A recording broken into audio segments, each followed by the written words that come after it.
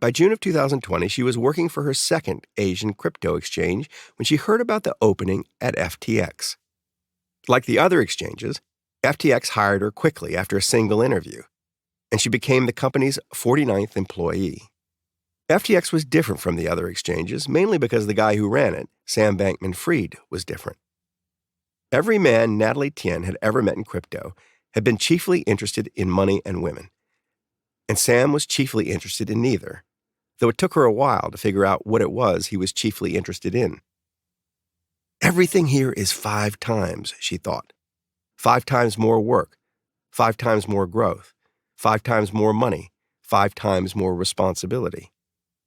No one came out and said that you had to work all the time or that there was no room for a life outside work. But anyone at FTX who tried to live a normal life simply didn't stick. Natalie stuck, and within months of moving to FTX's Hong Kong offices, found herself named head of the company's public relations. What was peculiar about this, apart from the fact that she had no real experience in public relations, was that FTX had no public relations. When I joined, Sam didn't believe in PR, said Natalie. He thought it was all bullshit. At the start, Natalie found herself trying to persuade Sam that he should talk to journalists, while at the same time trying to persuade journalists that they should talk to Sam. In July 2020, no journalist was interested in Sam, she said. Zip. The mania for crypto recalled Rotterdam circa 1637, when a single tulip bulb traded for roughly triple the price of a Rembrandt. And every day, more of it was being traded on FTX. And Natalie kept pushing on journalists and on Sam. On the morning of May 11, 2021, Sam Bankman-Fried made his first television appearance. He sat at his trading desk and talked into his computer screen to 2 female reporters on Bloomberg TV. Thick black curls exploded off his head in every direction. People who tried to describe Sam's hair would give up and call it an afro. But it wasn't an afro. It was just a mess, and like everything about Sam's appearance, felt less like a decision than a decision not to make a decision. He wore what he always wore, a wrinkled t-shirt and cargo shorts. His bare knee jackhammered up and down at roughly 4 beats per second, while his eyes darted left and right and collided with his interviewer's gaze only by chance. His general demeanor was that of a kid pretending to be interested when his parents hauled him into the living room to meet their friends. He'd done nothing to prepare, but the questions were so easy it didn't matter.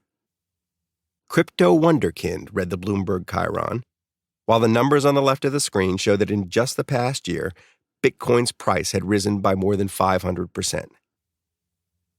That first TV show Natalie watched from her own desk, but later, during future interviews, she'd walk around behind Sam to confirm that, yes, his eyes moved around so much because he was playing a video game.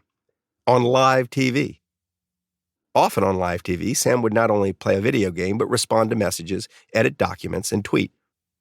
The TV interviewer would ask him a question, and Sam would say, interesting question, even though he never found any of the questions interesting. And Natalie knew he was just buying time to exit whatever game he was playing and re-enter the conversation. Natalie didn't know how a person was supposed to behave on live television, but she suspected it wasn't like this. Yet even as she watched Sam's first television performance, she sensed it might play well. Sam was odd on TV, but he was also odd in real life. In real life, people who encountered him often thought he was the most interesting person they'd ever met. She decided against media training or anything that might make Sam seem less like Sam. Not long after that first Bloomberg interview, Forbes magazine showed up. Back in 2017, when Forbes had begun to track crypto fortunes, Sam's name hadn't even made the list of people whose fortunes they should track. But back in 2017, Sam could not have told you what a Bitcoin was, and in any case, he had been worth approximately $0. He kind of came out of nowhere, said Steve Ehrlich, the reporter Forbes assigned to figure out the net worth of this 29-year-old nobody. It shocked me. It wasn't that he had bought Bitcoin and had gone from 0 to 20,000. Inside of 3 years, it appeared, Sam Bankman-Fried had created a business so valuable that his share of it implied that he was now the richest person in the world under the age of 30.